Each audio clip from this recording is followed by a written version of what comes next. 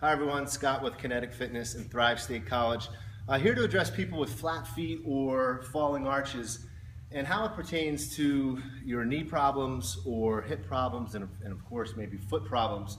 But if you have falling arches or if you have flat feet, your knees are going to fall inward, $5 word valgus, and we're going to be susceptible to some knee injuries and in extreme sports or in sports. People who have flat feet and falling arches, they're more prone and often get ACL tears. And the reason they get those tears is over time, if that foot's flattening, I don't know if you can see my knee, but when we're doing running patterns, jumping patterns, we don't want that knee to come inward. And we still see this, and you hear us correct you guys, or some of you guys, on lunges and squats. When you squat, you want to be able to have that knee travel outward. So your shin, the ankle, your shin needs to be able to push forward and outward. Okay, so if you have flat feet, I have flat feet, super flat feet in fact.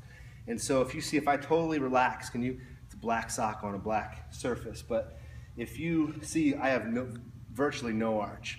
So when I'm doing landing patterns, I'm making sure that my knee is trying to track over the pinky toe.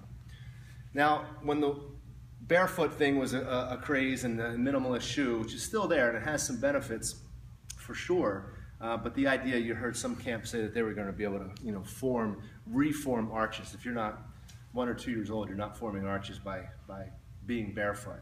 But what you can do is kind of have what they call smart feet. Like people yoga and martial arts who train a lot in bare feet, they call smart feet. So even if you don't have an arch, when I'm standing on one leg, I'm cupping, right? I'm digging that big toe into the ground and I'm cupping that foot, essentially forming an arch. So if you have the opportunity, we don't mind here, even at Kinetic, if you're training without shoes on a non-jump day, it might give you the opportunity to learn how to cup that foot and have a smarter foot. Again, you're not gonna retrain an arch per se, but you can train muscularly to kind of arch that foot just by contracting the right muscles in the foot. But doing your crossover reaches and stuff will start to teach that. The other end of the spectrum, though, is that your hip stabilizers have to be working, and your ankle needs to be able to move in that pattern. So one of the ankle flexibility drills that we do here once in a while is our kneeling one.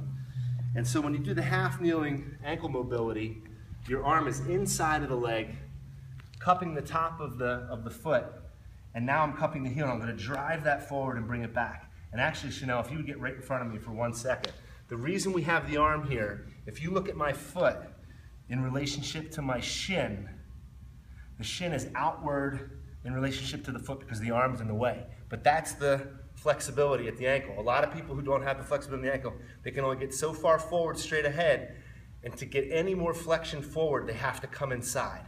And now in relationship to the foot, the knee's tracking inside of the big toe instead of outside of the pinky toe, or even with the pinky toe.